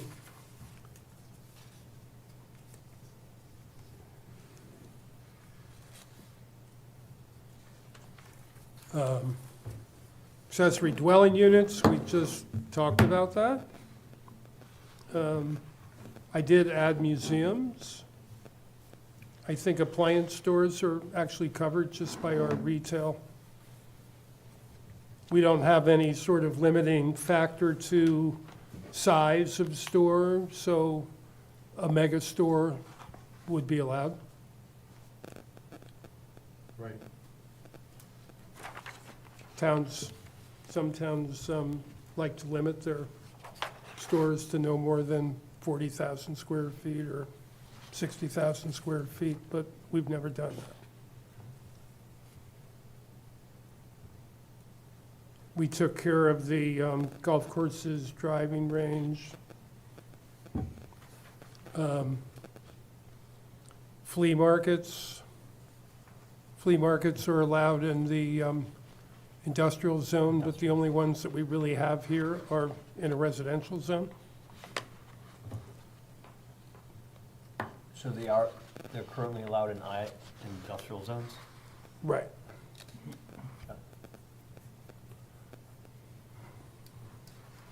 For whatever that's worth. The, So as a residential homeowner, you can't have, in principle, can't have a flea market on a Saturday? yeah, actually. You can, Well, you can have a tag sale, you Tag can't sale. have a flea, I mean, yeah. technically, it's not allowed. Okay. So flea markets are allowed in business zones, but not in industrial zones, Okay, but not in residential zones either. not in residential zones. They're allowed in industrial zones? No, No, just Currently, Oh, business. no. just business. just business. Got it, okay. You would think an industrial zone would be a pretty logical place for a flea market. I think so. I don't know how you guys feel about it, but it makes sense to me. Yep. At this point in the conversation, yes. Mhm.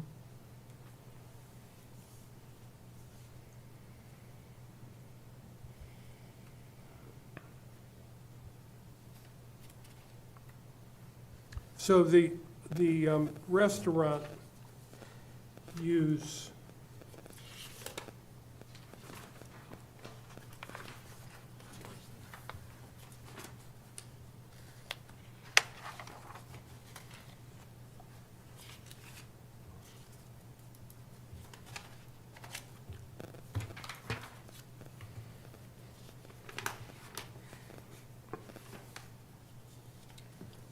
So is this implying that they're not,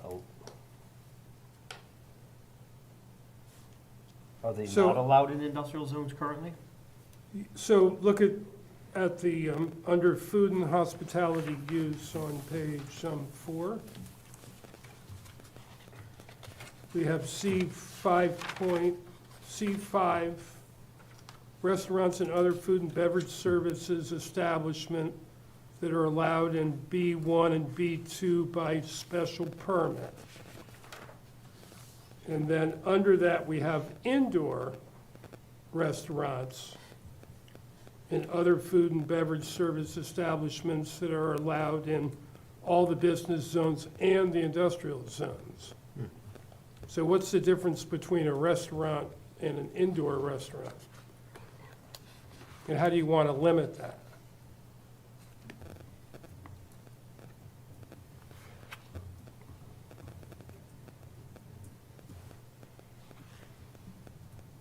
I mean, if it doesn't say indoor restaurant, does that mean it's like an outdoor restaurant? Yeah. The place, the place, Food truck. the Or like place. serving food outside? What was that, Chris? Like serving the food outside? Is that what?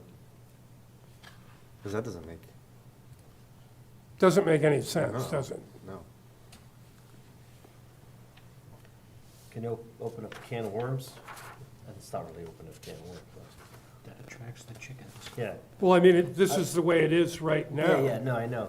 I just wondered if, I don't think it's specific in our plan of conservation development when we looked at trying to, I mean, do we want businesses in industrial? I mean, certain ones, yes, but We already have a restaurant at Industrial Rose's Orchard. Bless you. That's an I2 zone. Yeah. It's a winery. Winery, oh, that's right. Farm winery, that's right. Well, that's because that's where they wanted to have it. Yeah, no, I know. No, I'm asking this a general question. I'm not saying either way, I'm just recalling something in our plan of conservation and development. But I2, because that is a special zone where you can get, not that a restaurant's not a business, but you can get more of an industrial style business. I guess what I'm saying is, if a restaurant's already allowed in business zones, if you allow them into more zones, is that taking away from potential industrial type businesses in industrial zones? Because they can't go in business zones, right? Right. That's Yeah. my point, yeah. We want to have industrial uses in the industrial zone, not a restaurant use that should be in a business zone, right? I'm not saying I care either way, I'm just throwing it out there, because I thought there was something in our plan of conservation and development at some point talking about that. Maybe it was more to develop the industrial zones for industrial uses, Right, well, maybe we look at it from, as Chris was saying, from a food truck point of view, that we don't regulate food trucks one way or the other. I mean, I treat them as a restaurant because that's what they are. Right. So if they go and sit on a industrial site or a business site, I make sure they have enough parking, they set back, they basically have to meet all the requirements of what a building would be. Because it's a restaurant use, Yeah. happens to be I'm in a saying more, food truck. say if we just have, say we have 25 industrial zones, parcels in industrial zone, that's 25. And if they can't go in business zones, but if all the businesses can go in industrial zones, we're gonna be, Diluting the diluting industrial our concept, potential for industrial right. development if we're converting it all to business, because they can go to each, where an industrial can't. I don't know if we care, and maybe we should look at our plan of conservation and development. Well, maybe we should just consider eliminating C 5.1 or coming up with a food truck option in its place.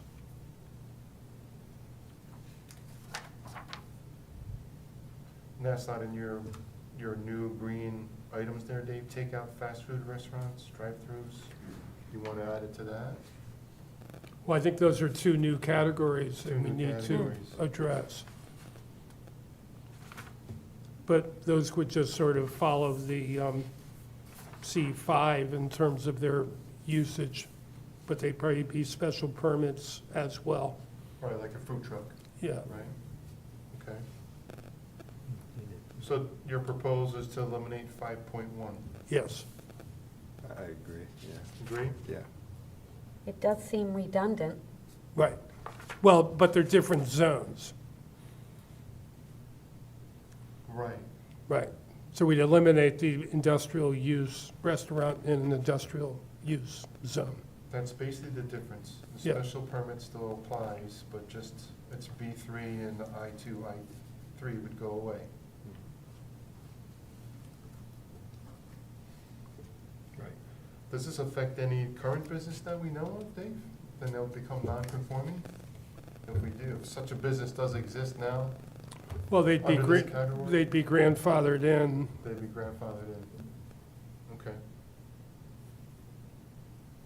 That goes without saying for anything we're eliminating. Correct. Okay. Yeah, I think we talked briefly about that. We have to do anything we do carefully, which we're doing, but if we do find something that's conflicting, it'll be grandfathered, but overall, we're bringing more things into conformance, right? Right. We're improving it. Overall, it'll be much improved.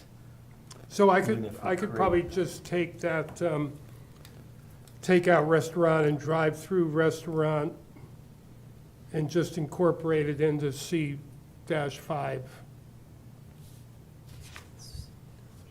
rather than making a new line, because it's going to be the same locations and permits. It just makes it easier for somebody looking at the schedule to say, oh, yeah, that works. Yeah, you're increasing the verbiage under C5. Right. Because they're not gonna change its usage, it's still gonna be B2, B1, B2. Right.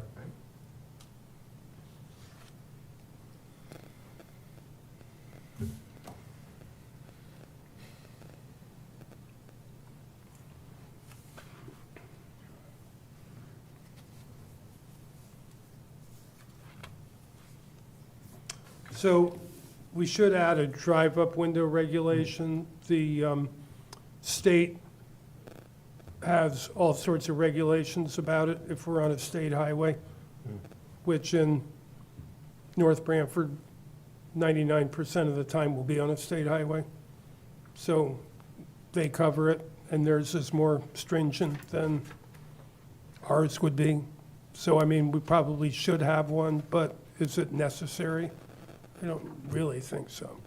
Okay. Does it have to exit or enter from a public highway for the state to be involved? Yeah, Like TD Bank just goes into the big Y, then it's the big Y exit and entrance. I actually don't even know if they have a drive-through there. I've never used that bank. Yeah. I assume they Well, do. Do that's they have a okay. bank? Yeah, they have a drive-through. It's like the Guilford Savings Bank up in Buckford. Yeah. It's right on 22. right. Entrance to the drive. That's all on Mansfield. But that goes on to Mansfield? Oh, they moved it to the side. No, that's the ATM. The drive-through is on, next to Right. Northwood Center. I guess my point is, I was wondering if it was about the queuing and stuff. It is Where, all like, about the TD queuing. Bank is isolated from Route 80 because the Right. queuing occurs on the Big Y property and exits and entrances are onto the Big Y entrance. So I didn't know if that would be like not a. Well, I'm just even cur- the I'm just curious now. the is what I'm just asking you. Starbucks, Yeah, the new Starbucks, the state weighed in even after we moved the access way yeah. where we moved it. But that's still the state right of way, Yeah, even yeah, though it's for not sure. coming straight out on Branford Got it. Road, it's still all on state property. Yeah. And they had like 14 cars and, Yeah. I mean, it's easy enough that we can just copy the state regulation Yeah, and yeah. put it in. I mean, Dave, we have C2, which also has banks and other financial institutions. We're specifically speaking of that, but also restaurants have a drive-through, so maybe it makes sense to have one separate for a drive-through, not only a restaurant, but anyone that has a drive-through. I think we can just have drive-through in the zoning regulations as a text amendment, Okay. Yeah. rather than in the schedule. Yeah, that's what you were trying to do with other things like this, right? Right. Is there, instead of embedding to each different use, just have an overall one that you can point to, right? Yeah. Okay. Yeah, so that's a good example of it.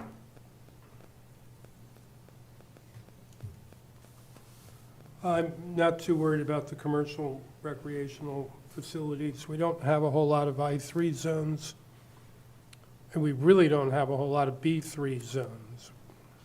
True. There are 2 parcels in the B3 zone. We were gonna think about combining those, I think, towards the end of our conversation. Yeah, I think when we get to the end of this, we can eliminate that. The B3 zone is located at Aces on Old Ah. Post Road. It's B3, and there's a lot on Mansfield going towards the apartments over the bridge, the Farm River Bridge, Really? to the left. That's the other B3 parcel. Okay. Talk about spot zoning. Yeah. Spot zoning in like reverse. Let's create our own district for 1-2 lots.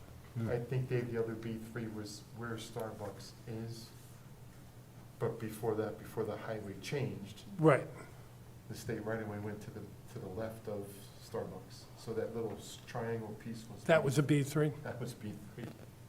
That's right, I forgot about that. Leaves that- That's- leave that yeah, where- wow. So we did the repair garages, automotive.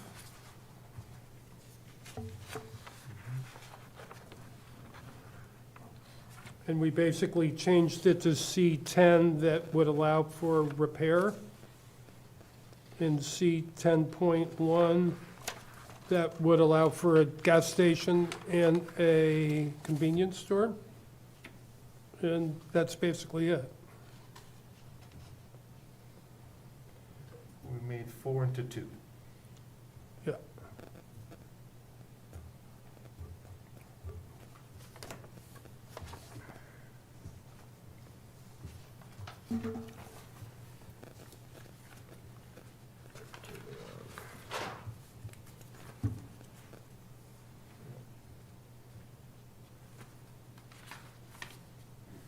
Looks like warehouses next, Dave. Looks like we took care of that. Yeah, and I think we left the, we were gonna take out that 13.1, but I think we left it back in as a smaller one that would be allowed in the B1 zone. Yep.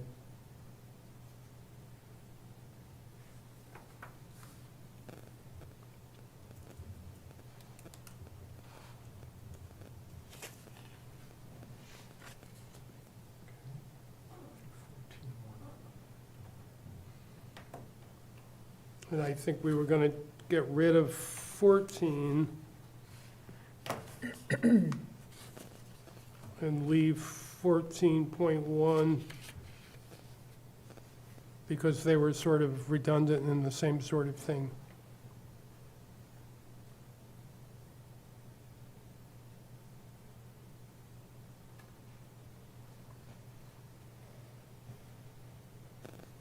The 14.1 had that when accessory to any other use in the zone, which like allows you to do pretty much whatever you want. If you have a use that's allowable, then you could have a freight and trucking business accessory to it.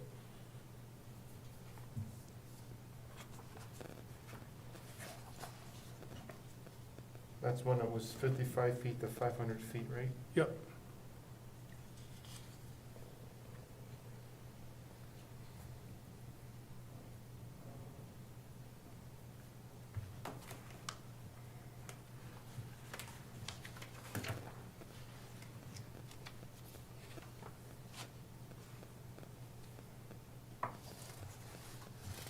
And I think we've sort of cleaned up the left-hand side, and again, we should probably look at the right-hand side.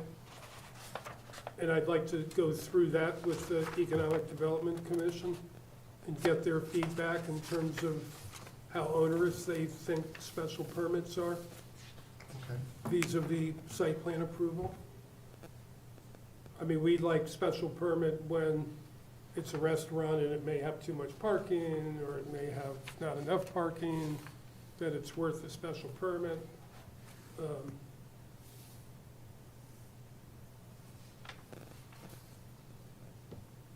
And we can talk about that and get their feedback. Okay. Did you want to finish the rest of this list? What, yeah, Contractors, yards in I3 zone.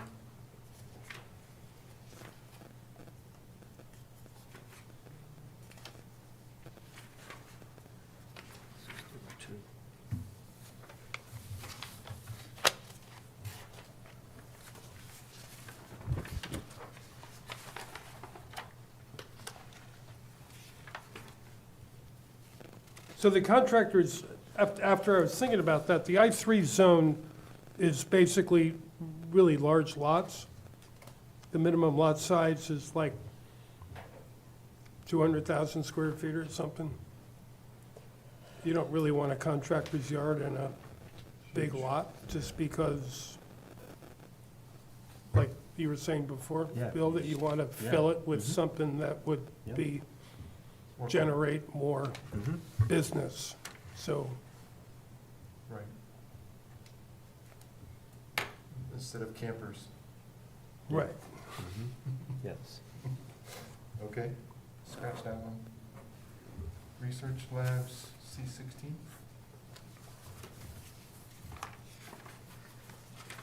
We took 16.1, combined it with 16, I believe. I think that was the thought.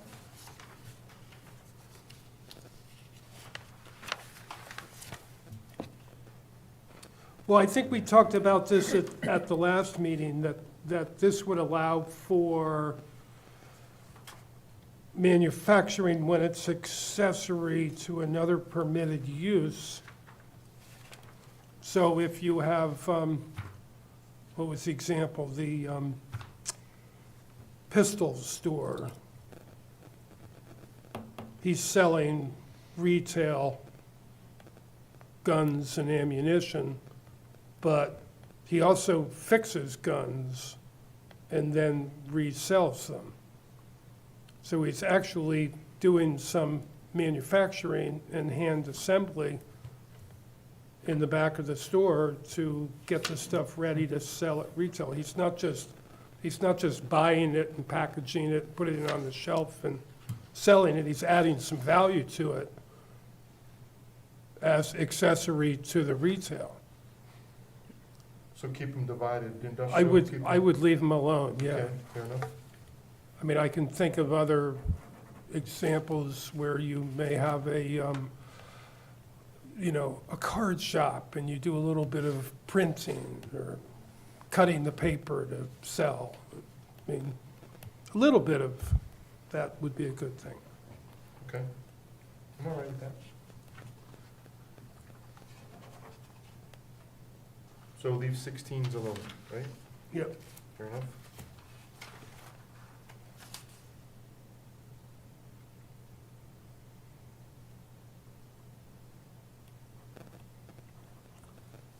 And the hotels and motels. So Dave, did you want to take, in 16, did you want to take research labs out because it's already listed in 16 too? Is that what our, that was a suggestion. He's eliminating 16.1 though, right? No, we're gonna keep 16. Oh, no, we're just keeping 16. Yeah.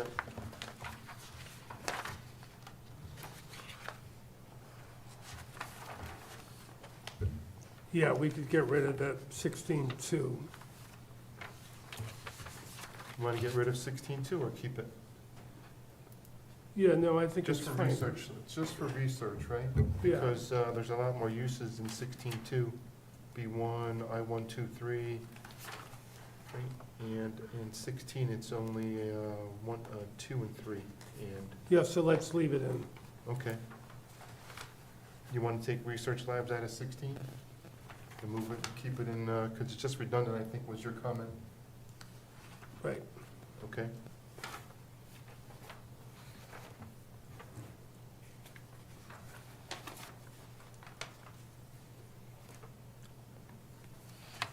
Huh.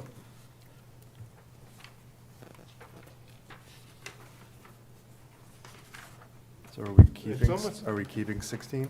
I don't know, It's It's almost the it's same al- as the other two. yeah, you're right, 16, It's the same as, 16.1 and 16.2, if you just Yeah. put research into 16.1, It's then this- it's, right? Yep. So leave 16, right, Chris? I would take 16 out Take 16 out? and leave the other. Well, the point is that in the manufacturing part, I think that's what Dave was trying to Oh, gotcha. explain. Leave the manufacturing in under 16 for all the categories as just manufacturing. 16.1 then adds the ability to fix, repair, and sell in the business zones, which you don't do as a manufacturer in 16, but you allow it in 16.1 to go into business zones to be able to sell your product. And subordinate to that would be manufacturing, if, in the case of the guns, or in that example. but 16.1 and 16.2 seem to say the same thing. Other than not being allowed in B2 zone for 16.2. Yeah, so you allow the laboratory to be in the B1 zone. But not in B2. Right. No, I don't know the reason for that, but couldn't tell you.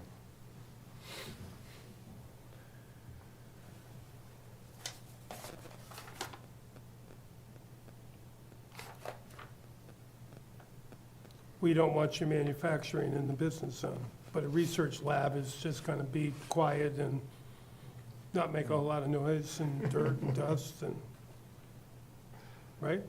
Depends on what they're researching. Okay. Researching like, Well, let's leave it in there for the moment. We can Fair let the, enough. let the public weigh in. All right. Hotel's a big one. Commercial zones, B and I.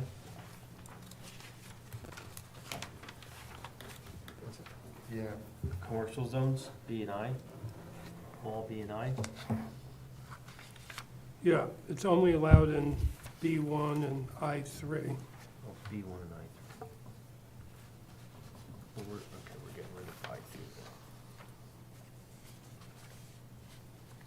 I2. Which I guess is all right. The I3's the big industrial zone. You got a big hotel motel, that would be good. You don't really want it in the smaller ones. And you don't really want it in a B2, which would be Northford Center. Why wouldn't we want to have a bed, well, we could have a bed and breakfast would work there.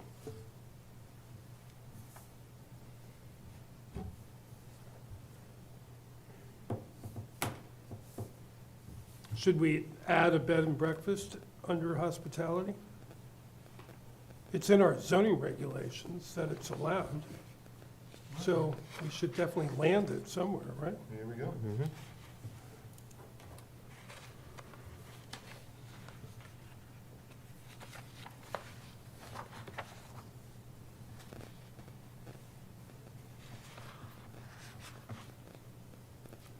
We were adding hotels to B2 as well, and I2, is that right, Bill? Is that what you were saying? You said I- B1 and I3.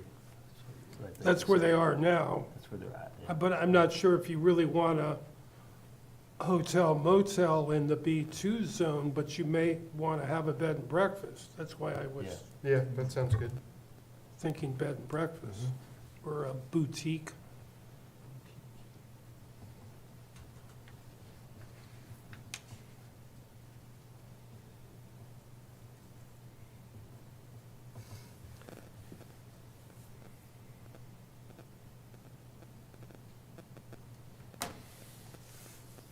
So bed and breakfast in B1, B2 then, right? Yep. Okay.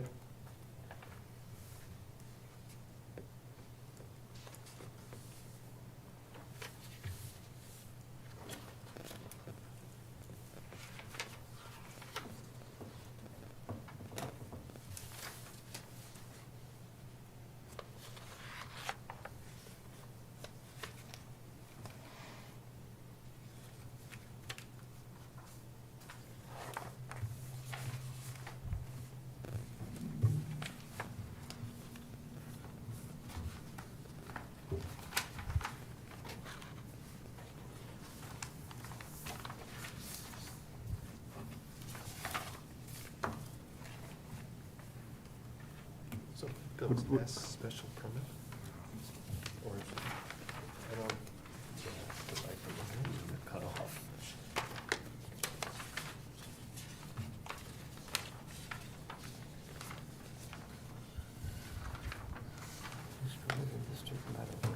Administrative. It's cut off, I can't, I was trying to oh, remember right, what that is. you're right. Let's see what this one says. Here we go. So S is the site plan versus, so Dave, you wanted to change hotels to special permit, not a site plan, because right now it's a site plan, right? under hotels and motels. I think that was the point you were trying to make on it, because we didn't change it in its location, B1 and I3, but it's by site plan only. You want to make it a You're special suggesting permit? You're suggesting a special permit? I would think it should be a special permit.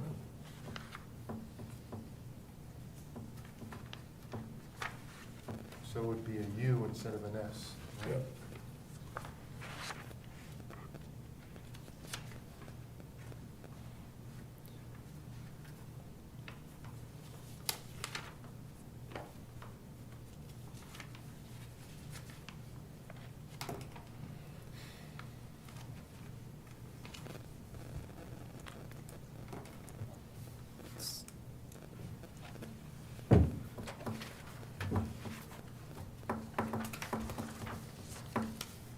So maybe this is a discussion for another time, because it's running late. Should we look at the residential uses again? For me, based on what he was just saying, like converting old buildings into residential units, allowing certain things in the business zone, in one of the B zone, like, I don't know, I'm just thinking of Like other multifamily? uses, like if they convert the strip mall into Yeah, apartments housing. or housing, Mhm. is that something we should consider? Or is that something like a, So the grand idea, Chris, is that we were going to look at specifically the strip malls, right? Because really, specifically, it's Northford Center, right? And certain portions along Route 80 in Yeah. North Branford, right? yeah, I know we were trying to revamp and create a mixed use, we call it, in Northford Center, and redo that overlay district, and then be able to create something that has all those components to it and lay it where we want to use it. That would apply to what Scott Okay. was trying to Okay. explain, but yes, it makes sense to have that as a rate, but right now we don't have that. It would be an overlay, so it would be Got a it. special overlay. yep, Right. Other right. than, yeah. yeah. Instead of us saying where it is, we'll say, It'll this is the just- That's parameters. where it, okay. Yeah. We're landed here. So we also have the A2, the multiple dwelling units, consisting of 2 or more dwelling units that are allowed in the B1 and the B2 zone. So those could be above strip malls, like the new apartments we just did up behind the gas station in Northford at the Triangle, with the 6 Okay. apartments up above and the 2 stores down below. So they could come before us now and convert a strip mall. In fact, we should tell them about that. Right. Yep. Because the same thing with those malls, there's a concern of signage out in front and how much signage there is and how far back the stores are, and so they have all the sandwich boards Yeah, out in front. And what can we do to convert that? Well, you can have a 4x8 sign out in front of your building advertising who's in the building. Is that big enough, 4x8? For the number of businesses. I guess it, yeah. It's only that much of a space. Probably not, right? Right.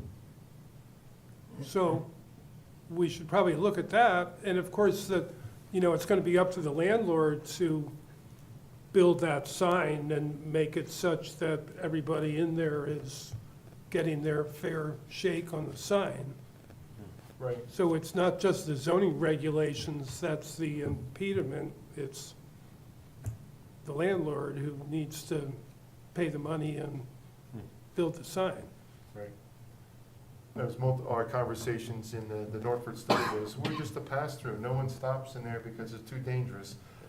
God knows what there's in there. If they see the sign, if they recognize and they pull in, but again, it's a dangerous situation to get in there, but a sign would definitely help drive more traffic into that strip mall, no doubt about it.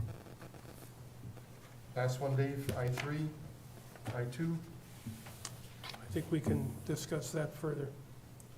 Okay. I mean, I think most of the I3 we'll have to, I was gonna bring the map, but I didn't bring it in. But I think most of the I-3 is really developed. Yeah, I think, isn't there, you had, Is Tilcon one of the, sorry, is Tilcon I3? I-1. I won. Oh, I one, yeah. They have the whole category, basically. That's what I was thinking. Didn't you create I must be thinking of something else, when you categorize how many categories are in, I think it was, must be Yeah. R40B1, there was a different conversation, okay. But- Yeah, because the I-3s, there are not that many lots. No. Yeah, okay. Have that another conversation? Yeah. Okay. Yeah, no, I'll do that up again, that list, and get it out before the next meeting, because that would be part of the table of uses conversation. Okay. All right. Commissioners, have any other questions, comments on what we went over? So far, so good? Okay, Dave, let's move on to Town Center form-based code presentation and discussion. You want to move that on to next meeting? Yeah, Okay. has anybody looked at that I have, stuff? well, I've looked at some of the handouts, yeah. I haven't watched the video yet. We can table that to the next meeting and keep having a conversation about it. While we're talking about that, any update from the state, SCROG, all those people for the town center study? Not really, right? No, we're waiting for the budget, Oh, that's right, my bad. for the survey to get approved, and then we can move forward after that. Okay. I'll move on to item 8, town planners report. No, No? no. You're not gonna do it? Or you have nothing to share? I have nothing to share. All right. All right, so. I have next- no new applications. Okay, gotcha. So we'll be having this conversation on what we discussed today and moving forward. All right. With that being said, we're on to the last item on the agenda, item 9, adjournment. Before we get into that, I just want to bring it to everyone's attention. Did you ever settle that, you're going to have a table? I said considered. Ah, I okay. revised the minutes to say considered. I realize we have another meeting before it, but there's going to be Earth Day celebration, April 26th at Wall Field. Sorry I don't have any times, but it's coming up real quick. Mhm. Tuesday, the 22nd, Thursday, That's it. I motion we adjourn. All in favor, say aye. Aye. yep. Second. Second? Oh, second and thank you. All right. Meeting is adjourned. Thank you guys for coming. Thanks, Bill. Oh, I made it. Yeah.